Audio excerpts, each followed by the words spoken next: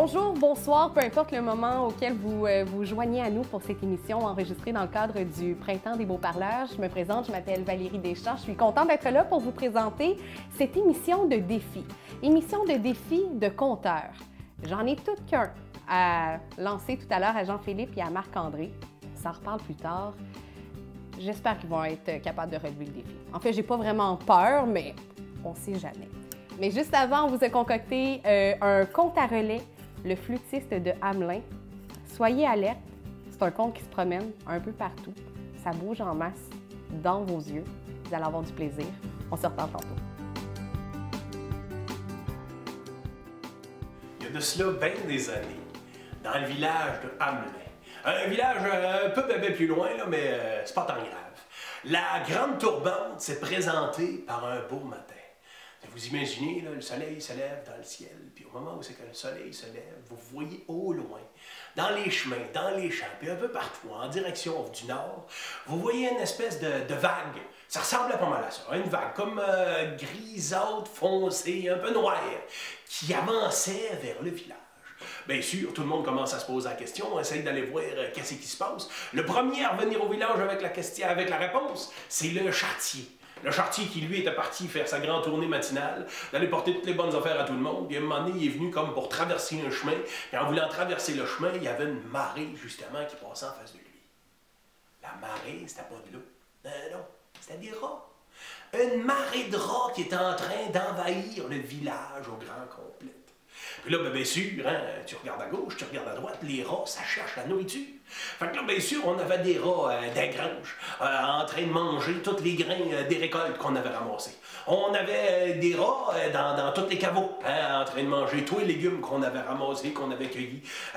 Peu importe où c'est que vous aviez de la nourriture, les rats s'étaient présentés. Bien sûr, tout le monde au village était à la recherche d'une grande solution pour essayer de régler le problème. Puis là, ben, on a fait appel à tout le monde qu'on avait dans le village qui était capable de nous aider. On a fait appel au ratier, le chasseur de rats, hein, avec des pièges. On a fait appel, on a ramassé du poison en rat. On en a mis partout dans le village, il n'y avait rien à faire. On a même appelé le sourcier. Hein, le sourcier, puis son bâton là, pour être... Rien à faire, rien à faire. Les rats étaient partis et étaient partout. Il était roi et maître, il était parti pour vider tout ce qu'il y avait de nourriture dans le village au grand complet. Fait qu'à partir de ce moment-là, on a fait une grande réunion à l'hôtel de ville puis pour essayer de trouver solution. La solution était bien simple. Qu'est-ce que les rats ont de la misère? C'est quoi les plus grands chasseurs de rats? C'est des chats. Fait qu'on est parti puis on a fait la tournée de tous les villages que vous aviez aux alentours pour emprunter à tout le monde le chat. C'est des centaines de chats qu'on avait réussi d'accumuler pour essayer de chasser tous les rats qu'on avait dans le village. Bon, bien sûr, on espérait bien que ça fasse le travail. Mais là, on avait un chat qui chassait des rats, puis pendant qu'un chat, ça chassait des rats, il y avait plus de rats encore qui rentraient dans le village, il n'y avait rien à y faire, on n'en venait pas à bout. L'épidémie de rats était en train de prendre le dessus. Des rats partout dans le village. Ces maisons, derrière, d'un cours, en dessous des galeries, il y en avait à l'infini ou presque.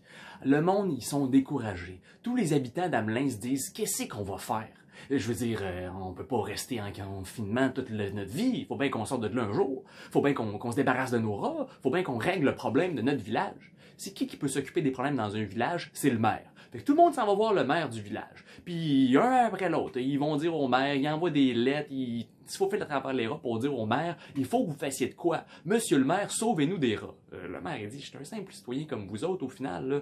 Je veux dire, je peux bien prendre des décisions politiques pour vous aider à être consciencieux pour tout le monde, mais je peux pas vous débarrasser des rats.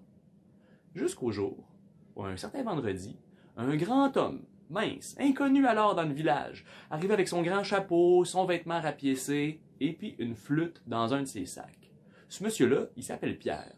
Pierre arrive dans le village puis dit « Monsieur le maire, je peux vous débarrasser de vos rats. » Tu peux me débarrasser de mes rats? Oui, de tous les rats, sans exception, de votre village. Ben fais-le.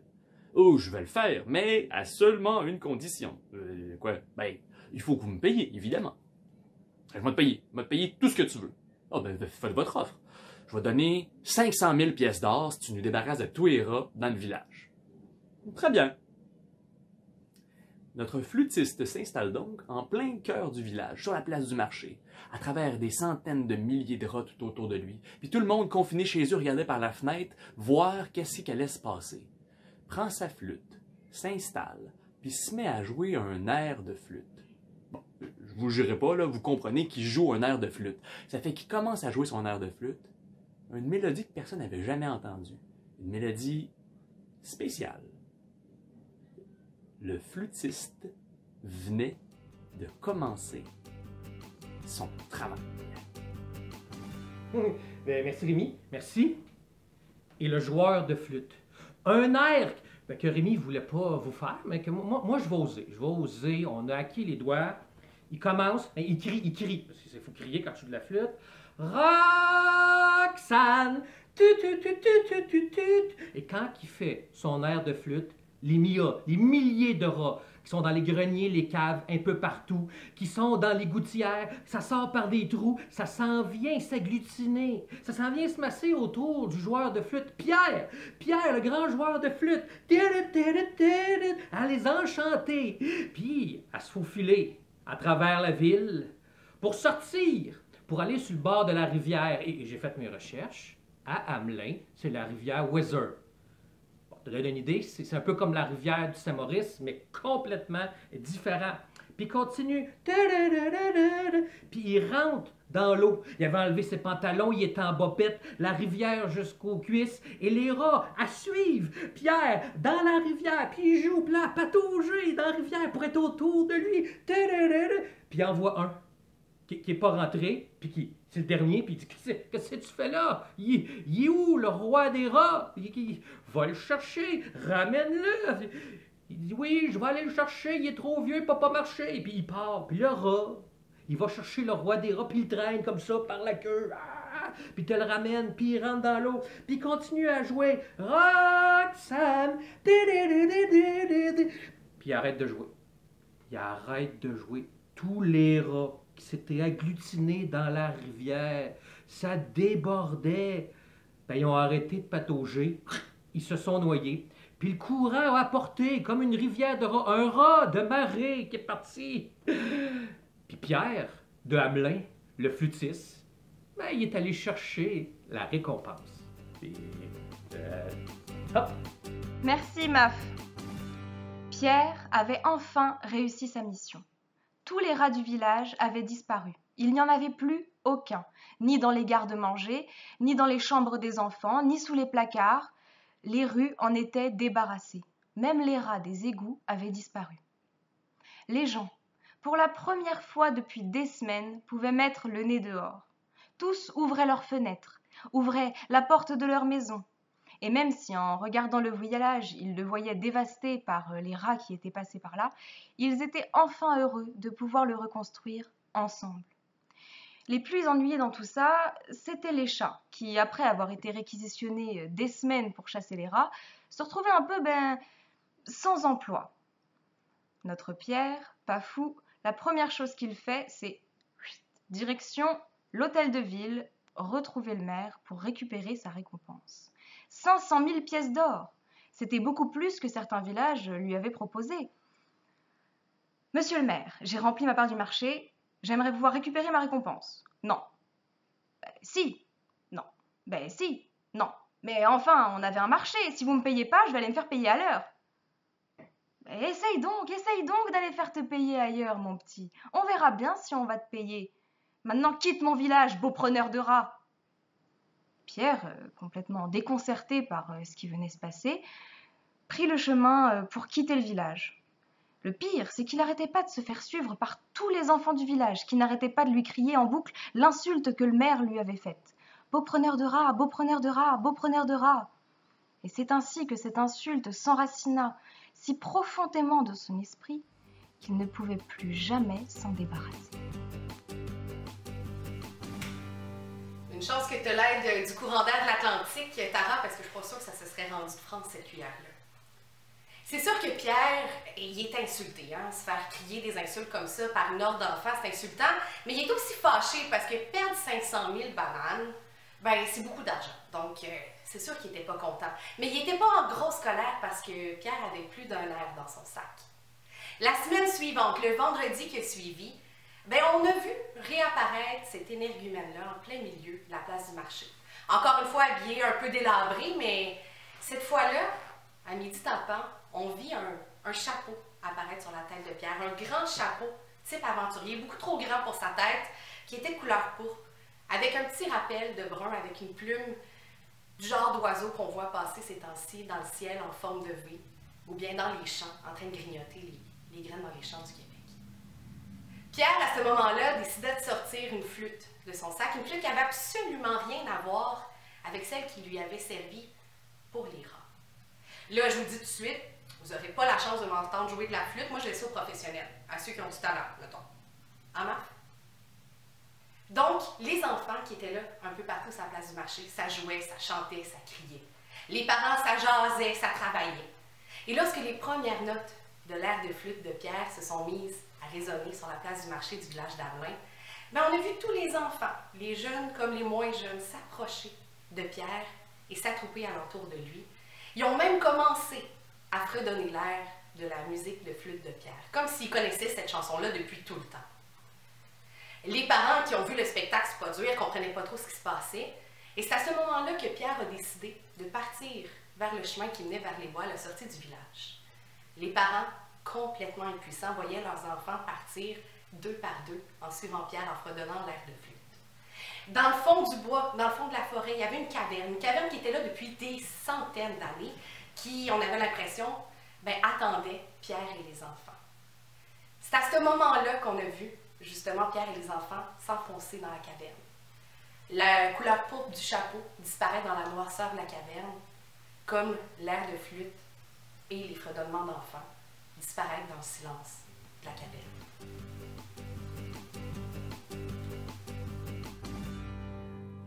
Merci Val.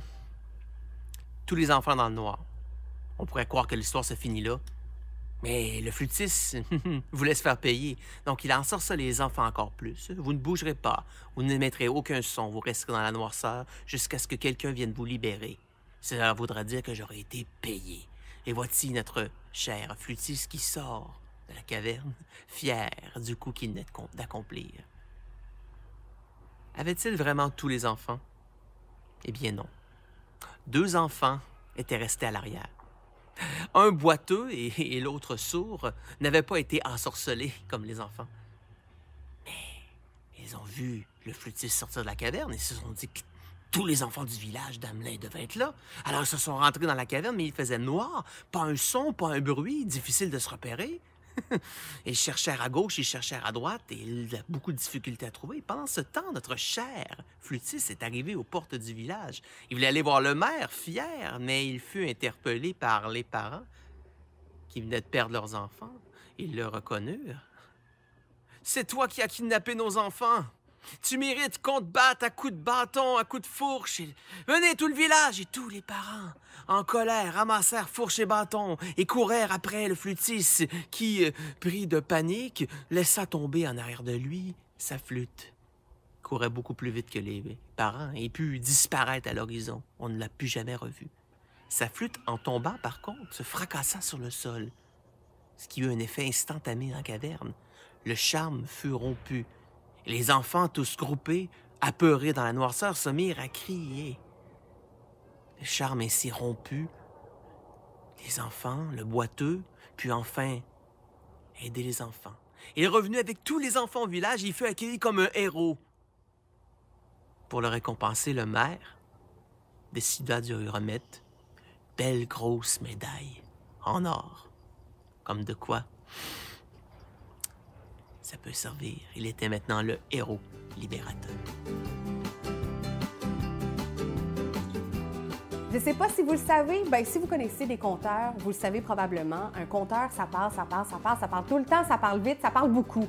Ce défi-là, il n'est pas au Jean-Philippe. Jean-Philippe, comme tu parles tout le temps et beaucoup, justement, tu as 3 minutes pour nous faire le plus de contes possible. Let's go! C'est l'histoire du soleil puis du vent. C'était deux frères. Le grand frère, le soleil qui fait tout son travail, puis le petit frère, le vent, qui lui, dans le fond, il fait rien de gros de ses journées.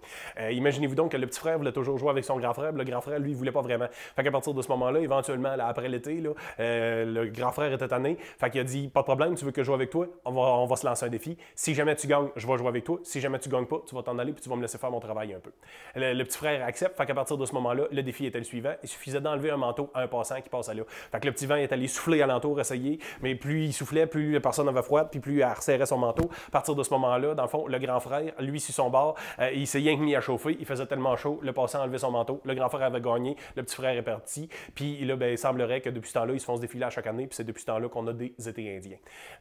Première histoire. Deuxième histoire, c'est l'histoire d'une gang de bûcherons qui était dans le nord, qui avait l'intention de redescendre pour le réveillon. Le cook savait comment redescendre en ville. Il a dit aux hommes, vous avez rien qu'à venir me rejoindre en arrière de la cambuse, pas de chapelet, pas de médaille, pas rien de ça. Puis il m'en va vous montrer comment est-ce que ça marche. Une fois les gars en arrière, sont embarqués toute la gang dans le grand canot d'écorce, Acabram, sans savoir, ils venaient de passer un pacte avec le diable. Ils sont descendus, ils sont allés veiller en ville, ils ont allé voir la famille. Une fois que l'affaire a été faite, ils se sont rendus compte par contre qu'il y a un des gars que le cœur il a brisé en plein milieu de la soirée, qui est en train de boire, couché en dessous de la table, puis là, il est en train de sacrer après tout le monde. Bien sûr, si t'avais pas le droit de chapelet, t'avais pas le droit de sacrer. Fait que les gars l'ont attaché, bâillonné, l'ont mis dans le canot d'écorce, puis ils sont revenus. Là, bien sûr, ils ont essayé d'éviter les clochers, puis tout ça, mais c'était quand même pas facile. La neige a commencé à pogner, les gars ramaient, puis là, ils ont oublié l'autre qui était dans le milieu, qui s'est levé, qui s'est débâillonné, puis ben la première affaire qu'il a faite, c'est qu'il a sacré. Rendu là, le canot a arrêté de voler, tout le monde est tombé de par en bas, puis on n'a jamais revu le gars. Deuxième histoire. Troisième histoire. C'est l'histoire, dans le fond, d'un père qui voulait pas que sa fille danse trop tard le soir, parce que, on avait toujours bien peur que le yaourt vienne puis qu'il parte avec son âme. Fait qu'à partir de ce moment-là, ben il disait toujours non, mais éventuellement, elle avait l'annonce de son mariage. Fait qu'à partir de ce moment-là, le père a comme pas eu le choix de dire oui. Puis là, ben, pendant qu'il a comme invité tout le monde pour annoncer les célébrations, mais à partir de ce moment-là, on a un étrange qui est arrivé. Quand l'étrange est rentré en dedans, par le plus pur des hasards, là, les violonneux se sont mis à jouer plus vite. Puis là, ben, il a comme demandé à la belle, Rose, qu'elle s'appelait, si jamais il ne pouvait pas se mettre à danser avec. Puis là, ben, comme de fait, il a comme siffloter des affaires dans l'oreille de la belle. Il a comme arrangé son anneau pour essayer de prendre du sang de la belle comme pour sceller le pacte. Puis à partir du moment où est-ce qu'il est venu dans le fond pour la prendre puis l'amener aux enfers, bien imaginez-vous donc que le curé du village est arrivé puis il a empêché que tout ça se passe. La belle avait son chapelet dans le cou, le yob s'en était pas rendu compte, c'est ce qu'il l'a gardé avec nous autres. Semblerait dans le fond qu'elle va vivre mais bien vieille tout de suite à partir du lendemain puis que c'est ça qui est ça. Troisième histoire. Quatrième histoire, c'est l'histoire, dans le fond, d'un vieux chasseur à Tikamek qui descend en canot, puis ça fait un tracé de rivière. Il passe par-dessus une colline, il passe par-dessus une série d'affaires, puis ça vous fait le tracé de la rivière Saint-Maurice, ce qui fait que quand il arrive à Trois-Rivières, le canot, tout ça, troisième. Félicitations, défi relevé. Prochain défi maintenant. Je sais pas si vous connaissez le jeu Il était une fois. C'est un jeu qui consiste à improviser un conte avec des cartes qui sont pigées au hasard. Comme moi, je suis pas vraiment conteuse, ben j'ai eu envie de lancer le défi à Jean-Philippe et à Marc-André. Je vais prendre des cartes au hasard dans le paquet, puis on va voir si ils sont capables de relever le défi. J'espère que vous êtes prêts, les gars. Les trois premières cartes. Une sorcière, un roi et une grotte. Merci, Val. Alors, on a un roi, une sorcière et une grotte.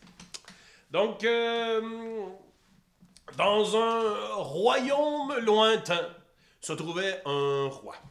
Le roi est un bon roi, l'ensemble de son royaume allait relativement bien, jusqu'au jour où une malédiction s'abattit sur tout le royaume. Malédiction qui, au dur de plusieurs, avait été lancée par la sorcière. La sorcière qui habitait bien loin à l'intérieur d'une grotte. Ouais. Le roi a donc décidé de demander à l'ensemble de ses sujets de bien vouloir aller terrasser cette sorcière. Mais bien sûr, personne ne fait le travail pour rien, et il fallait donc un prix. Le roi a donc proposé que quiconque serait capable de... Non, Oui, exactement ça.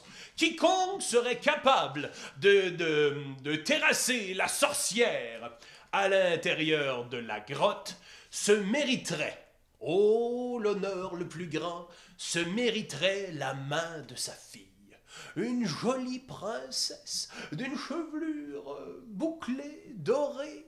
Une dame, messieurs, vous me comprendrez, à vous donner de la mollesse derrière le genou, à vous mettre les patates dans la bouche, tellement vous, ne trouvez plus vos mots. Cette beauté de princesse. Alors, suivant. Merci, Bob. OK. C'est pas pire, c'est pas pire. Maintenant, on va y aller pour Marc-André. 3 prochaines cartes. Marc-André, une nuit, une princesse et une dispute. Merci, Valérie. Alors, une dispute, la carte de la nuit et une princesse. OK. Il y a le jour que son père a lancé le décret qu'elle allait marier sa fille si un chevalier, un prince, un chartier, un gueux allait terrasser la sorcière. La princesse, elle attend ça, puis elle dit ça pas de bon sens. La fameuse princesse dit « Papa, viens ici, ça n'a pas de bon sens. Je ne vais pas me marier. C'est pas toi qui vas décider. » Puis le père de dire « C'est un décret royal, j'ai pas le choix. C'est comme ça que ça va arriver. » Puis de fil en aiguille, t'arrives les deux à une dispute, à monter ça en grandiose. « Ça va être comme ça, ma fille. Ça a toujours été comme ça depuis des millénaires. Dans mon royaume. C'est moi qui décide. Je suis le père. » Et la fille fait « Non, papa. » Puis la dispute finit. Puis la princesse décide de dormir là-dessus. Ah, des messagers ont envoyé à travers le royaume et les royaumes voisins le message comme quoi que le roi allait marier sa fille. Mais elle, toute la journée, elle a réfléchi. Puis ce qu'elle a entendu la nuit. Elle a attendu pour pouvoir trouver une solution. Elle s'est dit, si moi, je trouve la sorcière, je la tue, je m'en débarrasse, je la terrasse, ben, personne ne va me marier. Elle a décidé de partir en catimini jusque dans la cuisine.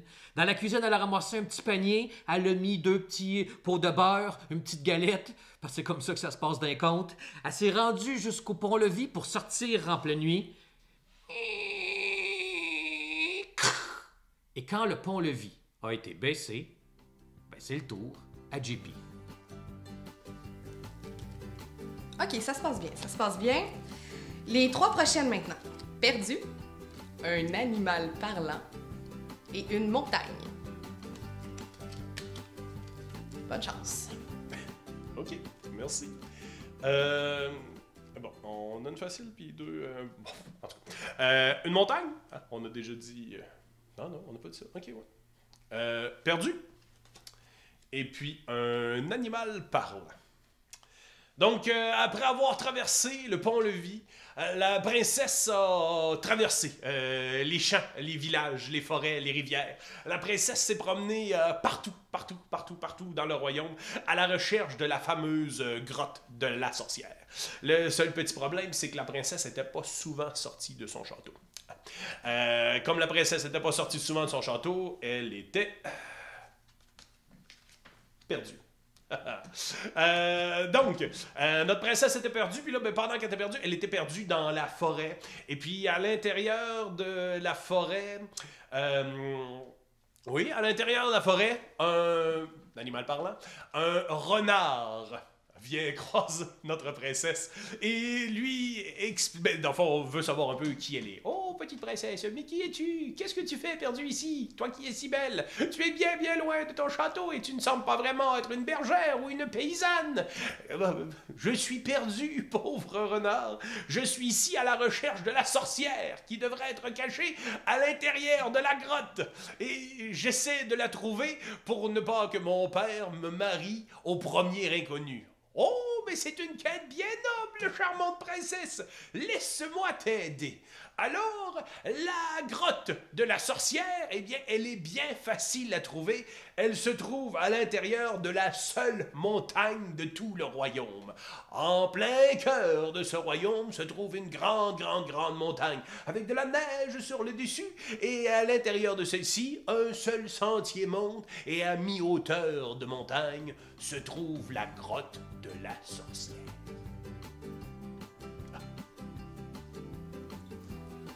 Ça va. 3 en 3. Mais c'est toujours plus difficile à la fin. Une transformation. Une révélation. Un cuisinier. Et pour finir, on va bien finir ça. Marc-André, il va falloir que tu termines le conte avec cette fin. Ils mangèrent au festin et ce fut savoureux. Ouais, merci. OK, alors on aura la carte du cuisinier. Il doit avoir une transformation dans mon histoire. Il doit même avoir une révélation. Et je dois terminer ça avec « Ils mangèrent au festin et ce fut savoureux ». La princesse, parce qu'il y a eu un renard magique qui a expliqué, a pris le chemin direction de la montagne. Arrivée au pied de la montagne, elle voyait bien que c'est un chemin sinueux pour pouvoir monter. Mais elle voyait bien une petite lumière qui sortait d'un petit point noir. Ça doit être là, la grotte. Elle a monté, ça a pris une demi-journée. Quand elle est rentrée dans la grotte, ce qu'elle a vu, c'est la sorcière. Rabougrie, un grand nez, à brosser des affaires, et puis qu'elle faisait, il y avait de la bave qui tombait, il y avait derrière elle des pots de bave de crapaud, du sang de chauve-souris, et toutes sortes d'affaires. La sorcière l'a regardé, puis elle a dit, « Mademoiselle, si vous goûtez à ma recette, le sort en sera enlevé. » La sorcière venait de faire une révélation. Et en même temps, la princesse a dit, je suis pas pour goûter à ça, ça n'avait pas de bon sens, qu'est-ce que je vais faire avec ça? En même temps, elle se dit, je suis dans un conte. Qu'est-ce que tu veux qui m'arrive? Donc la princesse s'est avancée. Elle a pris un petit verre, elle y a goûté. Un sort a été enlevé et il y a eu une transformation. La vieille sorcière qui était là dans sa grotte depuis des années s'est transformée en chef cuisinier. Quand la princesse a vu ça, elle a fait « Ben, vous êtes peut-être sûrement un grand chef. Avec ce que vous avez fait de bave de crapaud puis de sang de chauve-souris, vous m'avez fait une recette qui était bonne. Imaginez si on vous donne les bons ingrédients. » La princesse a invité le cuisinier au château, qui est rentré dans la cuisine et ils ont fêté, festoyé pendant 7 jours et 7 nuits. Tout le monde a pu manger. Ils mangèrent au festin et ce fut savoureux. Merci beaucoup, Val. OK, bravo, vous avez réussi. Merci les gars d'avoir relevé ce défi-là. Je dois dire que je suis quand même un peu, juste un peu impressionnée. Merci à vous d'avoir été là. Bon festival, à bientôt.